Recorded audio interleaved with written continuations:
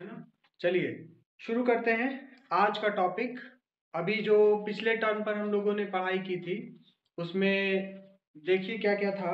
हम लोग पढ़े थे कि कैसे आप एलिप्टिकली और सर्कुलरली पोलराइज्ड लाइट को डिटेक्ट करते हैं, कैसे आप देखते हैं, डिटेक्ट नहीं करते, कैसे आप देखते हैं एलिप्टिकली और सर्कुलरली पोलराइज्ड लाइट क्या क्या है।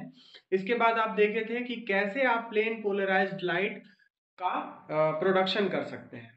ठीक है, जिसमें हम लोगों ने reflection, refraction, scattering, double refraction और सेलेक्टिव एब्जॉर्प्शन, ये 5 टॉपिक्स पे थोड़ा थोड़ा डिस्कशन किया था। ठीक है, रिफ्लेक्शन पे ज़्यादा डिस्कशन था। ब्रूस्टर्स लॉ भी हम लोगों ने पढ़ा था, क्या पोलराइजिंग एंगल या ब्रूस्टर एंगल होता है।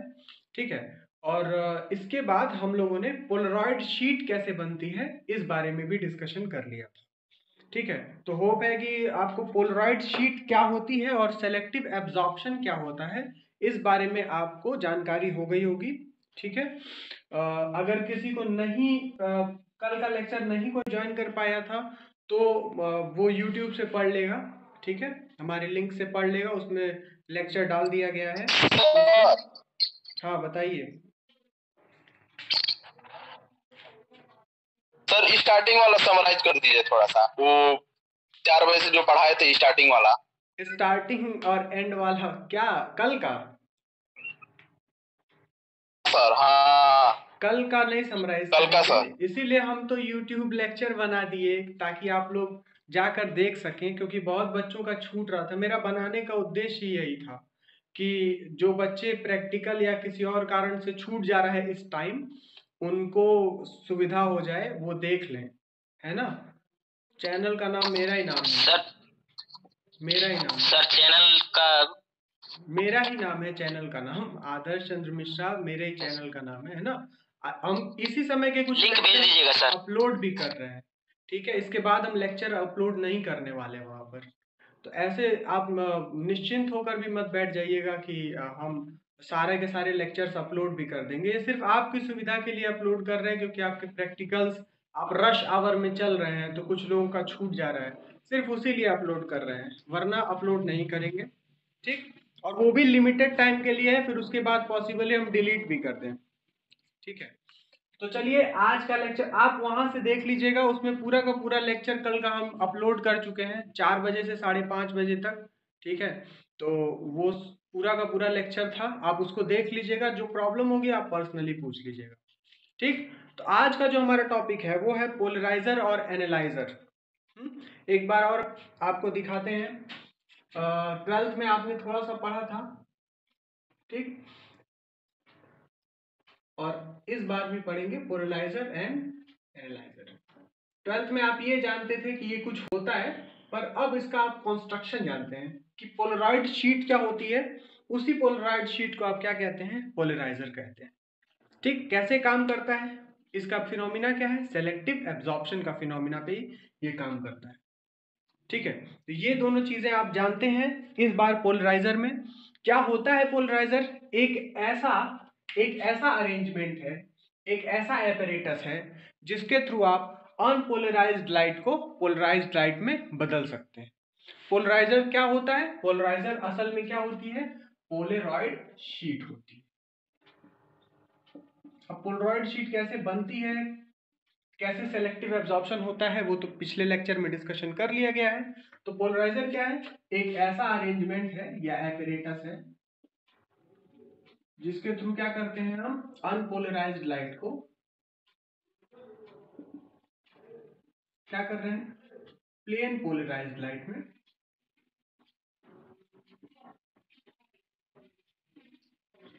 में चेंज कर रहे हैं। ठीक है, अब देखिए, हम आपको याद कीजिएगा कि जब हम बनाए थे पोलरॉइड शीट तो उसमें इलेक्ट्रॉन्स का एक चेन था।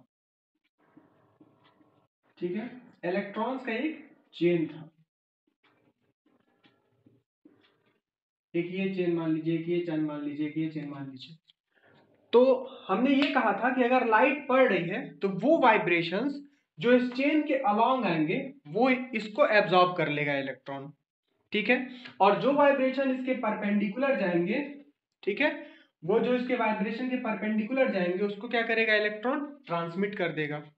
ठीक, तो अगर आप पोलराइड शीट बनाइए, पोलराइड शीट बनाइए, ठीक है, तो इसमें एब्जॉर्ब करने वाला कौन सा एक्सिस होगा, एब्जॉर्ब करने वाले एक्सिस ऐसे होंगे, होंगे कि नहीं होंगे, या एब्जॉर्बिंग प्लेन्स होंगे या एब्जॉर्बिंग एक्सिस होगा। ठीक है, ऐसा होगा पोलराइड शीट में। और ट्रांसमिट करने वाला ये कौन सा है, एब्जॉर्बिंग एक्सिस, एब्जॉर्बिंग एक्सिस या एब्जॉर्बिंग प्लेन कहिए। ठीक है, और इसी के जस्ट परपेंडिकुलर, इसी के जस्ट परपेंडिकुलर जो एक्सिस होगी उस एक्सिस को आप क्या कहिएगा, ट्रांसमिशन एक्सिस,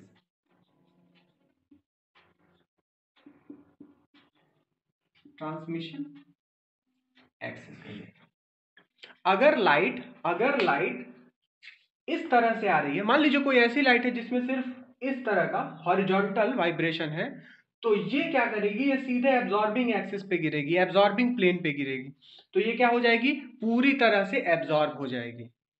ठीक है, लेकिन अगर लाइट इसमें ऐसे परपेंडिकुलर गिरेगी, यानी अलोंग द ट्रांसमिशन प्लेन गिरेगी, तो क्या होगी, लाइट सीधे सीधे पास हो जाएगी। बात समझ में आ रही है, नाम क्यों दिया गया है एब्जॉर्बिंग एक्सिस और ट्रांसमिशन एक्सिस, समझ में आ गया होगा। ठीक है, तो हम जब भी पोलराइजर बनाते हैं, ठीक है, पोलराइजर या एनालाइजर बनाते हैं, तो हम उसको कैसे बनाते हैं, हम उसको बनाते हैं ट्रांसमिशन एक्सिस दिखाकर।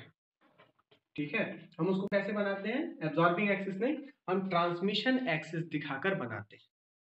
बात समझ में आ गई, यानी अगर हमको कोई पोलराइजर बनाना होगा तो उसको कैसे बनाएंगे, इस तरह का एक पोलराइजर बनाएंगे, और उसमें जो एक्सिस ये लाइंस दिखाएंगे वो कौन सी एक्सिस होगी, ट्रांसमिशन एक्सिस होगी।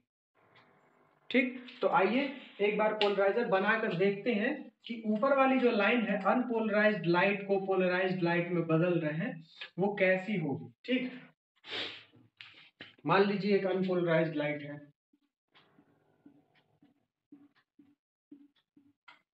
ठीक, ऐसी आप ऐसे बना लीजिए, ऐसा ही बना लीजिए, ऐसा नहीं बनेगा, ऐसा।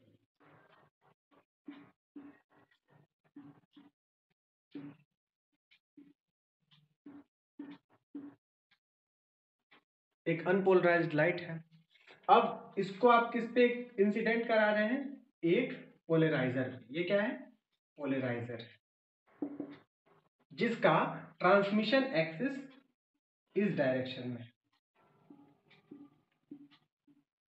ठीक, तो लाइट जो बाहर आएगी उसमें कौन से वाइब्रेशंस होंगे, जो लाइट बाहर आएगी उसमें आपके इस ट्रांसमिशन एक्सिस के पैरेलल वाले वाइब्रेशन ही होंगे।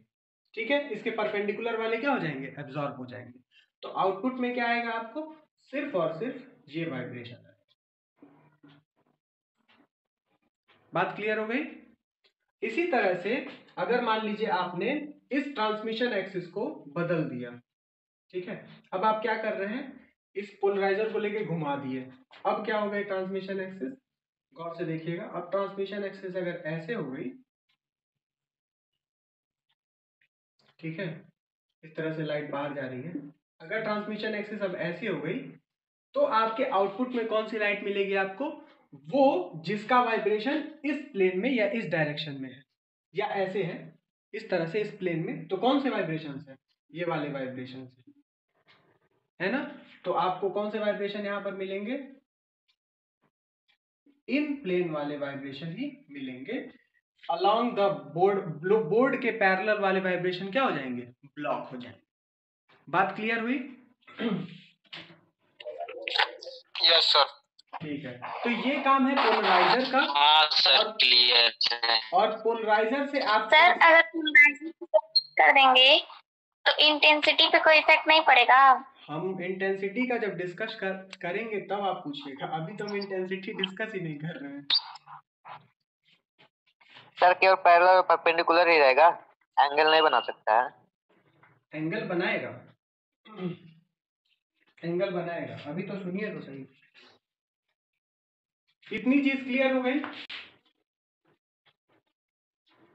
अब देखिए, जो आप अनपोलराइज्ड लाइट ले रहे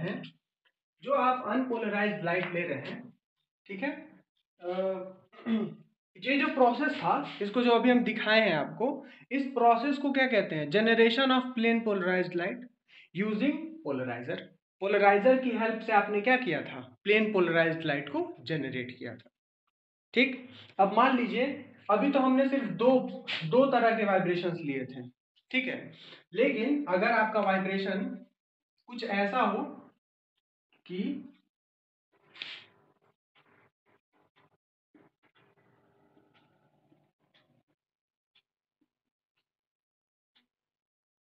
अगर ये पोलराइजर है और ये इसके ट्रांसमिशन एक्सिस है,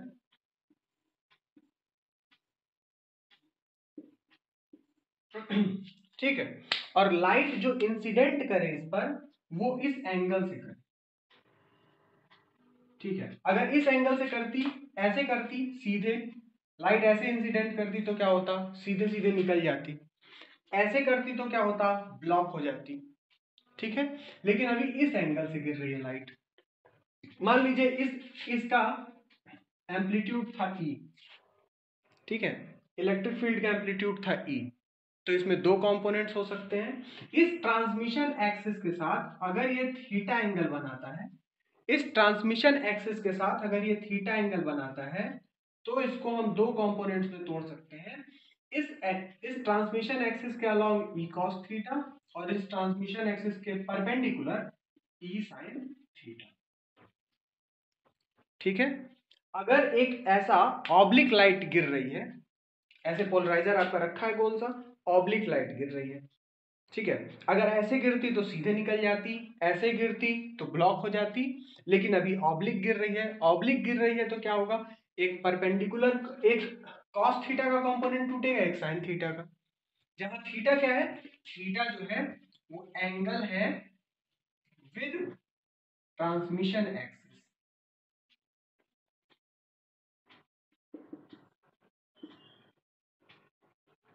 ठीक है।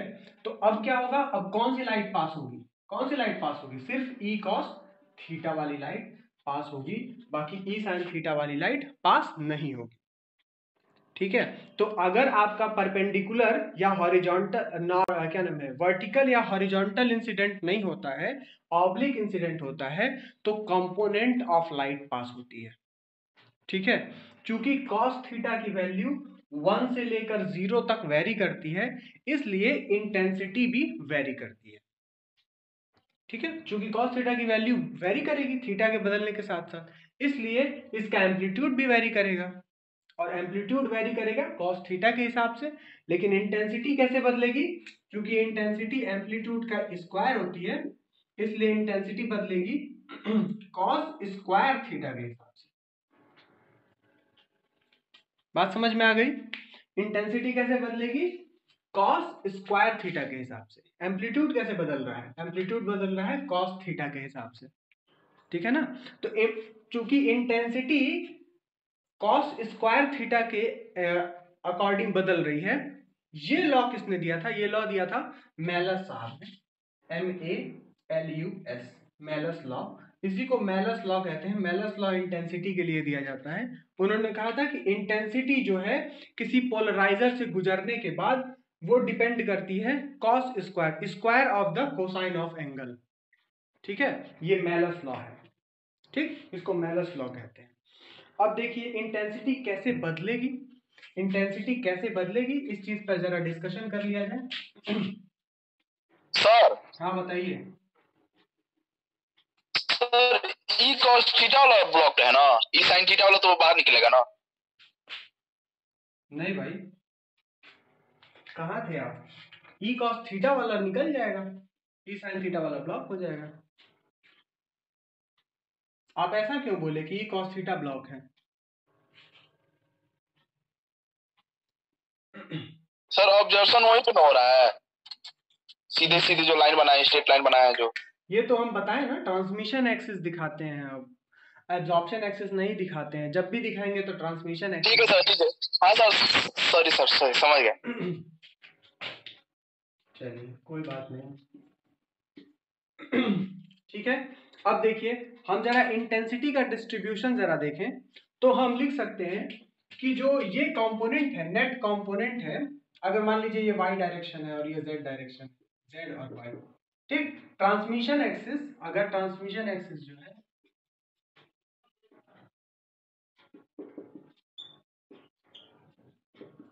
Is along y direction, y मतलब y माइनस y दोनों हो गया, आप इसके लिए बहस मत करने लगे, है ना। y मतलब ये डायरेक्शन, ठीक, और ये z है, तो आप नेट इंटेंसिटी क्या लिख सकते हैं, नेट एम्पलीट्यूड क्या आ जाएगा, ई वाई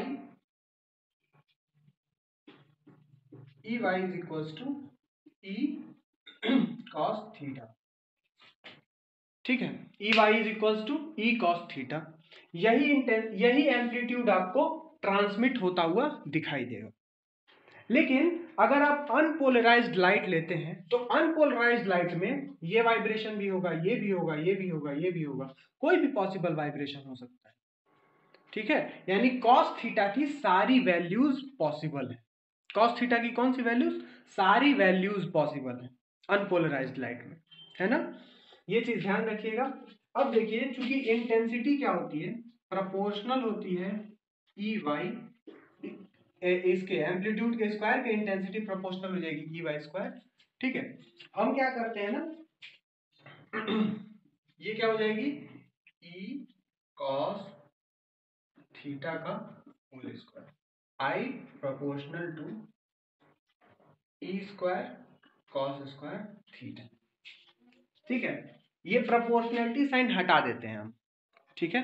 ये देखिए बस ये है, हम प्रोपोर्शनैलिटी साइन हटा देते हैं। मान लीजिए कोई कांस्टेंट आ जाएगा, तो ये आ जाएगा I is equals to K E square cos square theta, जिसको आप लिख देंगे I is equals to I naught square cos square theta, ठीक है। जहां के ई स्क्वायर को क्या लिख दिया गया है, आई नॉट स्क्वायर नहीं, आई नॉट लिख दिया गया, ठीक है। ये चीज लिख दिया गया है। तो इंटेंसिटी का जो फॉर्मूला आया वो आया I is equals to I naught cos square theta, ठीक। लेकिन ये इंटेंसिटी सिर्फ इसके लिए है, अभी आपको इसमें सारी इंटेंसिटी का पॉसिबिलिटी देखना है, क्योंकि कॉस थीटा की सारी वैल्यूज पॉसिबल है। तो आइए इंटेंसिटी के इस फॉर्मूले का एवरेज ले लेते हैं, ठीक है। तो अगर हम एवरेज ले लें,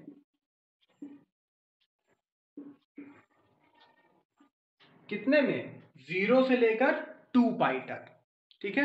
0 से लेकर 2 पाई तक, तो आप लिख सकते हैं I इज इक्वल्स टू क्या हो जाएगा, integral 1/2 pi 0 to 2 pi I naught cos square theta d theta, ठीक है। एवरेज ले लिए, 0 से 2 पाई तक सम भी कर दिए और 2 पाई से डिवाइड भी कर दिए, एवरेज हो गया इसका।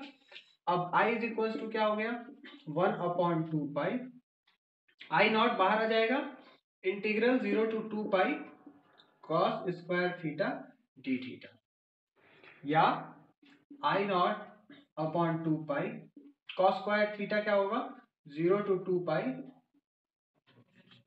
2 कॉस स्क्वायर थीटा माइनस 1 होता है, 1 plus cos 2 theta upon 2 d theta is equals to I naught upon 2 pi 2 pi into 2 4 pi integral 0 to 2 pi, यहां पर 1 इंटू डी थीटा हो जाएगा, यानी डी थीटा, ठीक है, plus integral 0 to 2 pi cos 2 theta d theta, ठीक।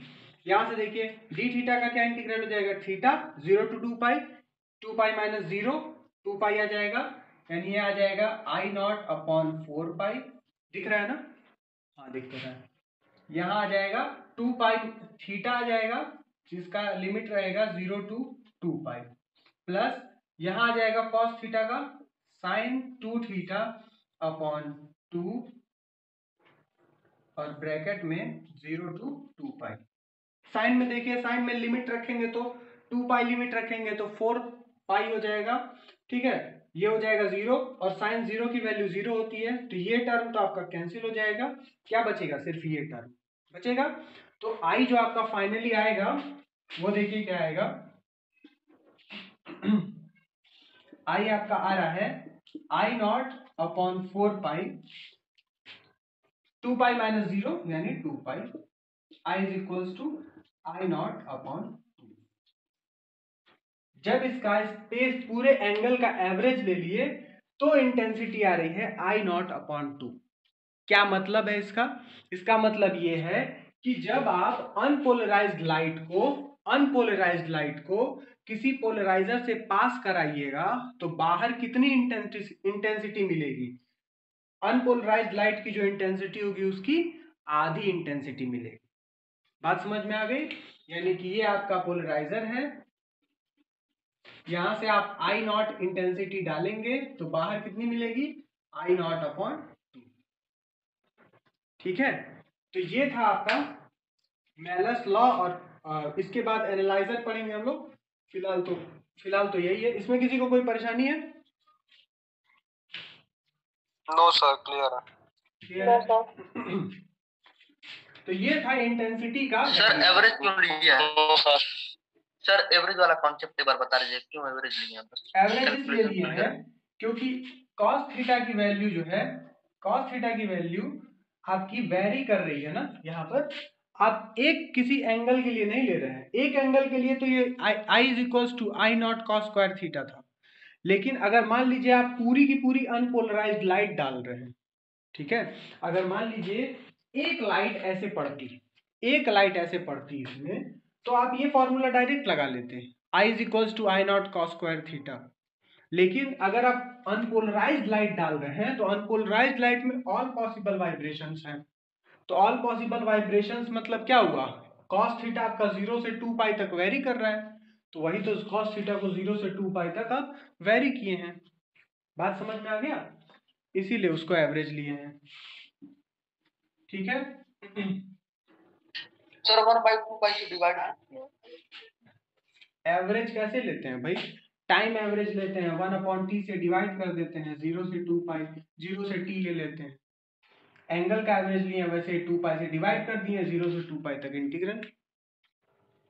Average ऐसे ही ना लेते हैं। Okay sir. नहीं समझ में आया क्या आपको? एक बार नीतीश सर बताया थे सर, आप पूरा का पूरा जो है पिछले साल वो पढ़े होंगे आप, क्या नाम है, फर्स्ट ईयर में वेव्स एंड ऑसिलेशन, उसमें आप एवरेज ही लिए हैं पूरा।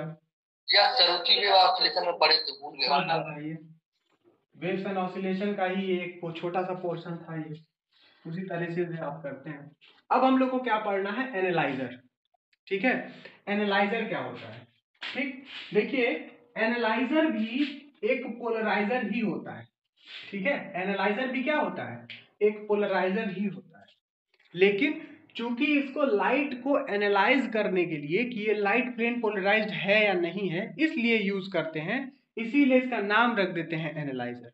There is no difference between polariser and analyser, दोनों सेम होता है। बस क्या होता है, इसको जिस काम के लिए यूज करते हैं वैसा ही नाम दे देते हैं। ठीक, तो आइए देखते हैं कि एनालाइजर काम कैसे करता है। बहुत इजी है। मान लीजिए कि आप एक प्लेन पोलराइज्ड लाइट प्रोड्यूस कर रहे हैं। मान लीजिए पोलराइजर है, आप प्लेन पोलराइज्ड लाइट प्रोड्यूस कर रहे हैं, यहां से लाइट गई तो यहां से क्या निकलेंगे? मान लीजिए ऐसा ट्रांसमिशन एक्सिस है तो सिर्फ ये वाली लाइट निकलेगी। ठीक है, ऐसी लाइट निकल गई, ये तो पोलराइजर है P।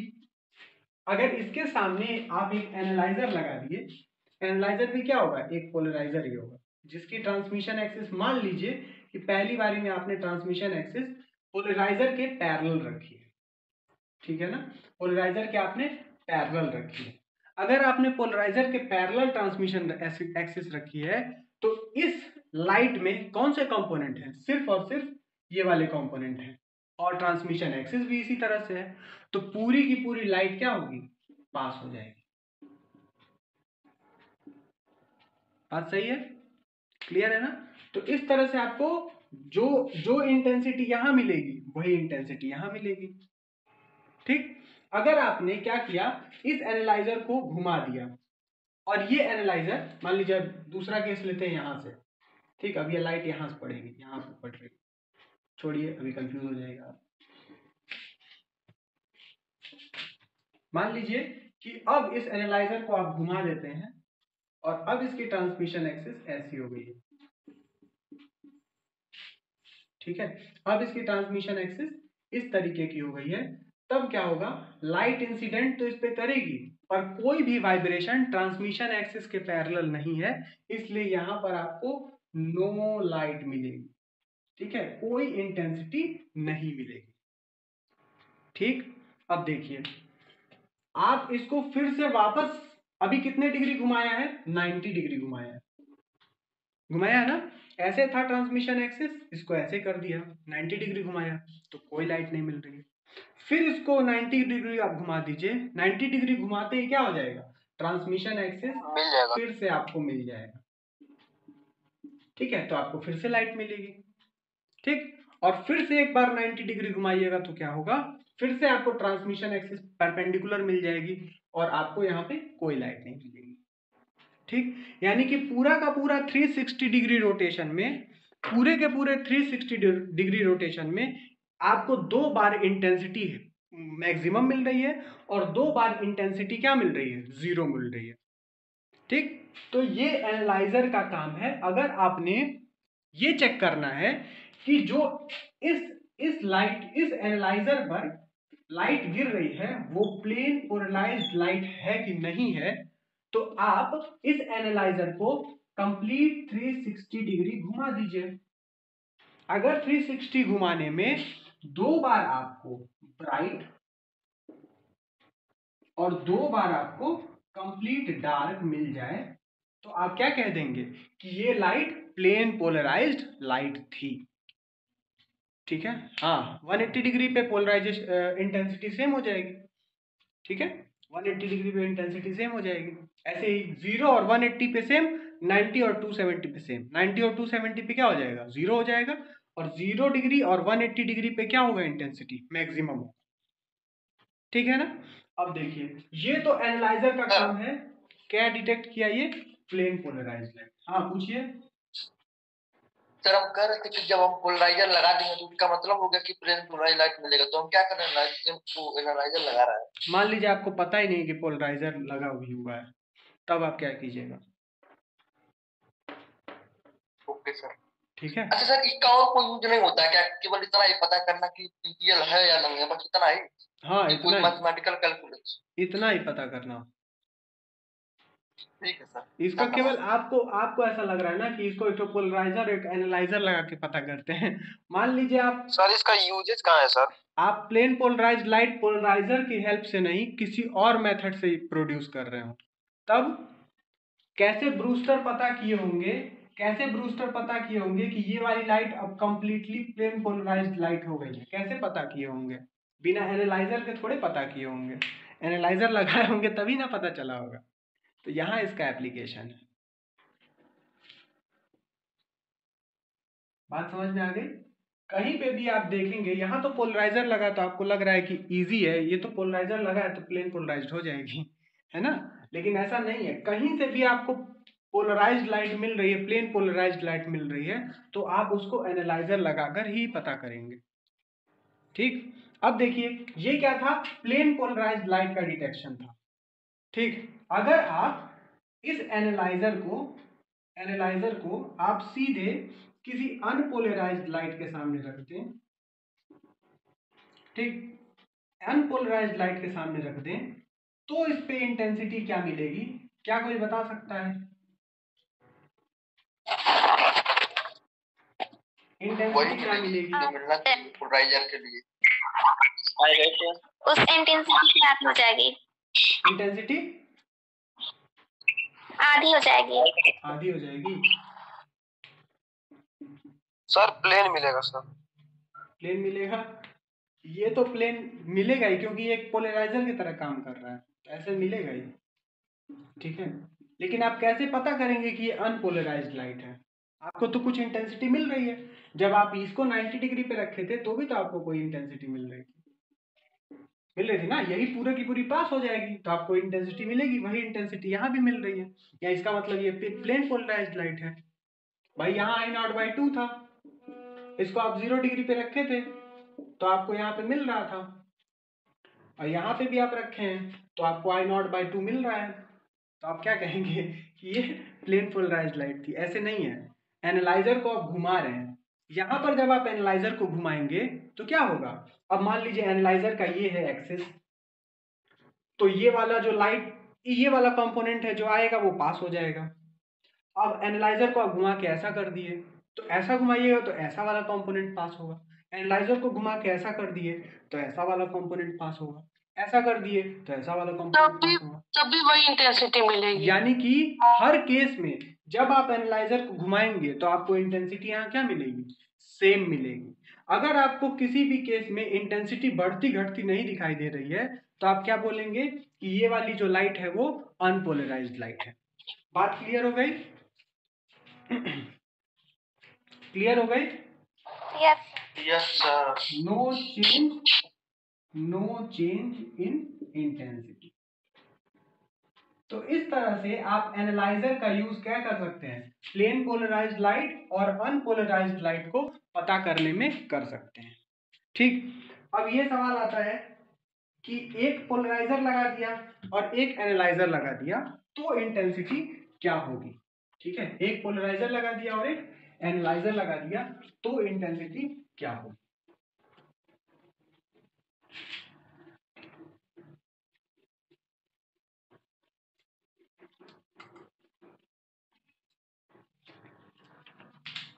जैसे ये लेक्चर खत्म हो जाएगा आप लोग फिर से जुड़ जाइएगा, हम लोग 6 बजे तक पढ़ेंगे। ठीक है, देखिए मान लीजिए आप सिर्फ एक पोलराइजर लगा, पोलराइजेशन में कितना लेक्चर लगेगा नियर अबाउट? अब वो तो आप लोगों के ऊपर है, जितना तेज पढ़िएगा उतना तेज लगेगा, पढ़ा देंगे हम। तब भी कम से कम 3 घंटे तो लग जाएंगे। 3 घंटे समझ रहे हैं ना? अगर आप 40 मिनट की क्लास लीजिएगा तो उस हिसाब से जोड़ लीजिए, हम 60 मिनट की क्लास के बारे में बात कर रहे हैं। 60 मिनट की क्लास में 3 क्लासेस लगेंगी आपको अभी से, कम से कम। ठीक है, तो मान लीजिए एक पोलराइजर है जिसमें I0 इंटेंसिटी एंटर कर रही है तो आउटपुट में क्या मिलेगी, I0/2। ठीक है, I0/2। अगर यही इंटेंसिटी फिर से एक एनालाइजर के सामने ले आके रख दिया जाए, ठीक है, एक एनालाइजर के सामने रख दिया जाए तो बाहर इंटेंसिटी कितनी मिलेगी, I/2 I0/2 ही मिलेगी। क्यों? क्योंकि दोनों का एक्सिस क्या है, सेम है। बात समझ में आ रही है? ठीक है, दोनों का एक्सिस क्या है, सेम है। पार्शियली पोलराइज्ड लाइट के केस में क्या होगा, कौन सी लाइट आपको पार्शियली पोलराइज्ड चाहिए?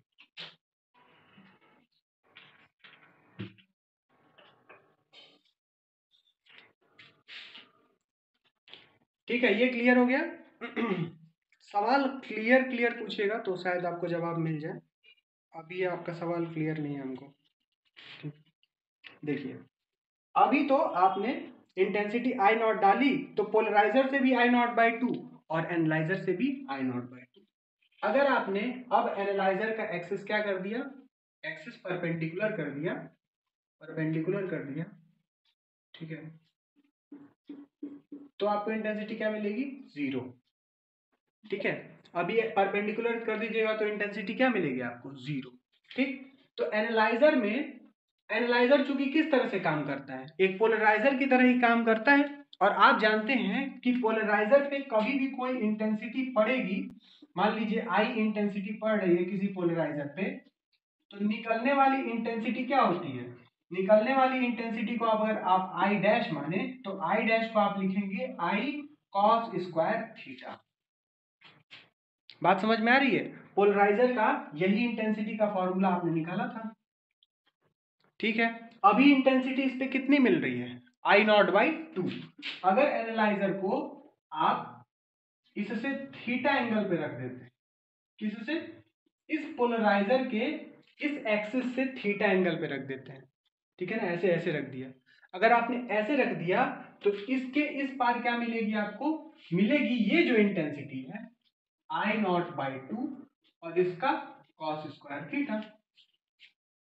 देखिए यहाँ I इंसिडेंट कर रही थी तो I का cos स्क्वायर थीटा, यहाँ I0/2 इंसिडेंट कर रही है तो I0/2 cos स्क्वायर थीटा। ठीक है, तो अगर एनालाइजर से आपको इंटेंसिटी देखनी है तो एनालाइजर के लिए क्या फॉर्मूला हो जाएगा, I = I0/2 cos square theta. बात समझ में आ गई, क्लियर है ना, बहुत इजी है, कोई प्रॉब्लम नहीं है इसमें। ऐसे ही अगर आपको combination of polariser and analyser दे दिया तो भी आप इसको लगा सकते हैं।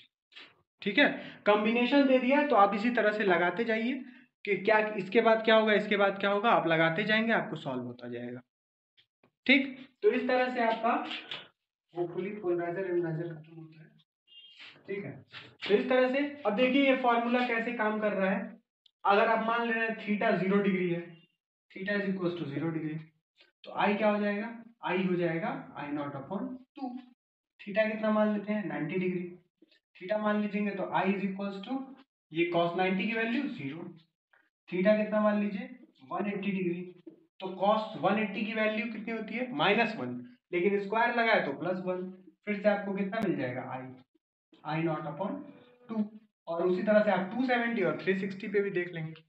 ठीक है, तो इस तरह से आपका ये सेलेक्टिव एब्जॉर्प्शन वाला मेथड खत्म होता है। सेलेक्टिव एब्जॉर्प्शन, पोलराइजर, एनालाइजर, ये खत्म होता है। ठीक है, अब हम लोगों को जो पढ़ना है वो पढ़ना है डबल रिफ्रैक्शन का मेथड। ठीक है, क्या पढ़ना है, मेथड ऑफ डबल रिफ्रैक्शन।